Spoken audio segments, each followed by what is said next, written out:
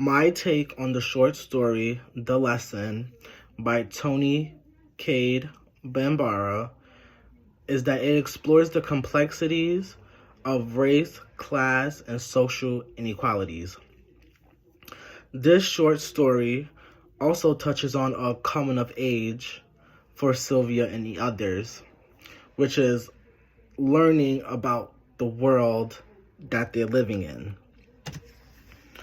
Miss Moore teaches real-world social and economic inequalities in a toy store to show the difference between how other races were living versus how Black people were living during the 1920s. And in the story, Sugar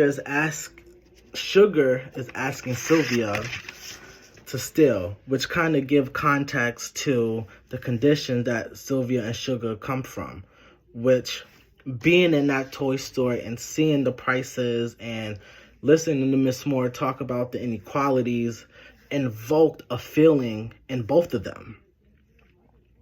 In the story, Sugar was saying how a family of 5 or 6 could be taken care of and fed with the price of the sailboat, which is absolutely true.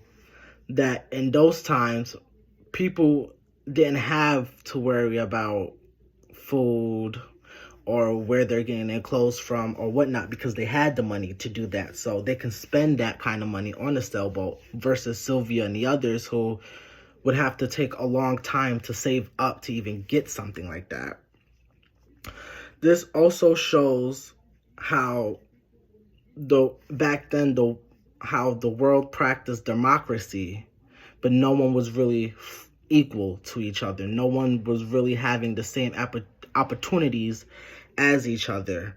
And I think that this lesson that Miss Moore was teaching was a very important lesson because it shows many themes, which the most important theme is the social and economic inequalities that Black people faced back in the 1930s.